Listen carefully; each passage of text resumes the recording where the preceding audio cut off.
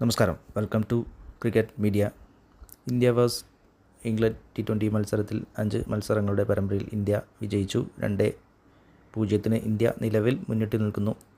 India പരാജയം കാണുന്ന എല്ലാ പരാജയം മണത്ത ആ ഒരു സിറ്റുവേഷനിലാണ് തിലക് വർമ്മയുടെ ഒറ്റയാൾ പോരാട്ടവും നല്ല പക്വതയുള്ള ഇന്നിങ്സും ഇന്ത്യക്ക് ജയം നേടിക്കൊടുത്തു. മറ്റു ബാറ്റ്സ്മാൻമാരെല്ലാം പരാജയപ്പെട്ടപ്പോഴാണ് നല്ലൊരു ഇന്നിങ്സിന് അദ്ദേഹത്തിന് കാഴ്ചവെക്കാനും സാധിച്ചത്. അത് എടുത്തു പറയേണ്ടതാണ്. 166 റൺസായിരുന്നു വിജയലക്ഷ്യം. അവസാന ഓവറിൽ 4 പന്ത് ബാക്കി നിൽക്കെയാണ് 2 വിക്കറ്റിന് ഇന്ത്യ വിജയം നേടിയത്.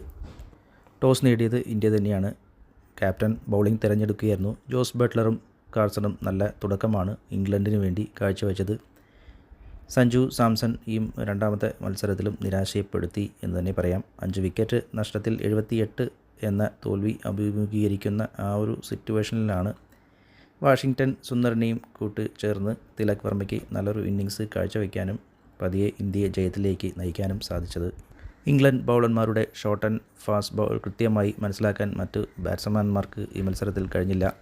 അങ്ങനെ തകർച്ച നേരിടുന്ന സമയത്ത് തന്നെയാണ് ക്രീസിലെത്തിയ തിലക് വർമ്മയ്ക്ക് വ്യക്തമായ കാഴ്ചപ്പാടും അദ്ദേഹത്തിൻ്റെതായ ഒരു സ്വതസിദ്ധ ശൈലിയും പക്വതയും കൂടിച്ചേർന്നപ്പോൾ ഇന്ത്യക്ക് അനായാസം വിജയത്തിലേക്ക് എത്തിക്കാൻ തിലക് വർമ്മയ്ക്ക് സാധിച്ചു. ലെഗ് ആൻഡ് മിഡിൽ വന്നൊരു ബോളാണ്. പൊതുവേ ബാറ്റ്സ്മാൻമാർക്ക് ബുദ്ധിമുട്ട് സൃഷ്ടിക്കുന്ന അത്തരത്തിലുള്ള ഒരു സിറ്റുവേഷൻ അത് ബോൾസ് കൃത്യമായി പോയിൻ്റ് മുകളിലൂടെ അതിർത്തി കടത്തിയ നല്ലൊരു ഷോട്ട് എടുത്ത് പറയേണ്ടതാണ്. അത് ഗംഭീര ഷോട്ട് തന്നെ ആയിരുന്നു.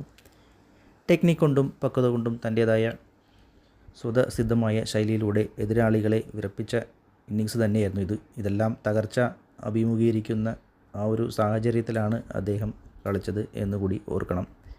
പഴയ പ്രതാപികളുടെ സ്ഥാനത്തേക്ക് കയറി വരികയാണ് തിലക് വർമ്മ. തൻ്റേതായ ശൈലിയിലൂടെയാണ് ഇന്ത്യൻ ടീമിൻ്റെ ഹീറോയും നട്ടെല്ലും ആയി അദ്ദേഹം മാറും എന്ന കാര്യത്തിൽ സംശയമില്ല.